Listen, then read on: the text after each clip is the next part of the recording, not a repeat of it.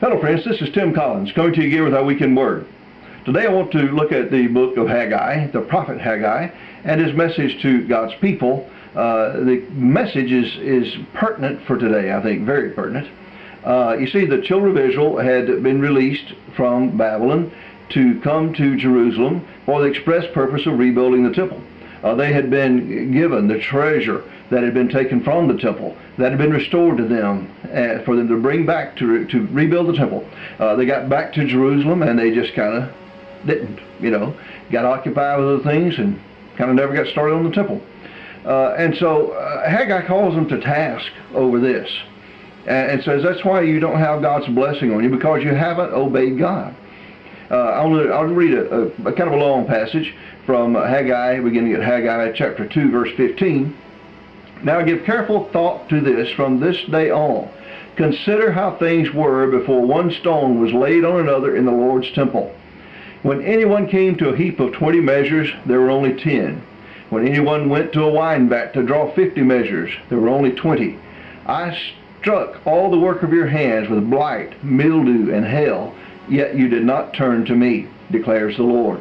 From this day on, from this 24th day of the 9th month, give careful thought to the day when the foundation of the Lord's temple was laid. Give careful thought. Is there yet any seed left in the barn? Until now, the vine and the fig tree, the pomegranate and the olive tree have not borne fruit. From this day on, I will bless you. Now I want to take basically three thoughts from this passage. The first one is, when God gives you something to do, it's time to do it. God had delivered them from Babylon specifically to rebuild the temple, and instead they had built themselves comfortable homes to live in. Their excuse was, from Haggai 1:2, the time has not yet come for the Lord's house to be built. They're waiting on some irresistible urge to build a house. Let me tell you something. If we wait until everything falls into place to do what God has called us to do, the devil is going to make sure that never happens. Secondly, notice this: God does not bless people who ignore him, who put their priorities first. Verse 16 in the passage I read speaks shortages of food. Never had quite enough. They were working, they were struggling just to get by, even though they worked very hard, but God's blessing wasn't upon them because they had ignored God. They had not completely obeyed what God had sent them to accomplish. And thirdly, he said, mark the day. Circle this day on your calendar.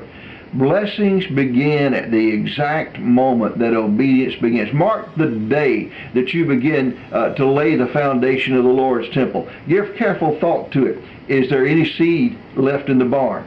You see, there is a harvest that has not yet been planted. Every seed is a potential harvest. And so when we plant that seed with God's blessing, we can expect a tremendous harvest. When we plant it of our own volition, we may or may not have anything to show out of it. But when we begin to obey God, God begins to bless at the exact moment that obedience begins. Mark the day. So what has God called you to do? What has God called you to do that you've been putting off? What has God called you to do that you've been waiting for all the stars to align, things to fall into place? Get started doing it. Circle this day on your calendar. Circle the date on your calendar and get started doing it. Compare where you're at next year with where you are when you begin to obey God. See what happens. Well, I hope that you'll be in church somewhere Sunday, worshiping God in spirit and in truth. Well, God bless you. We love you.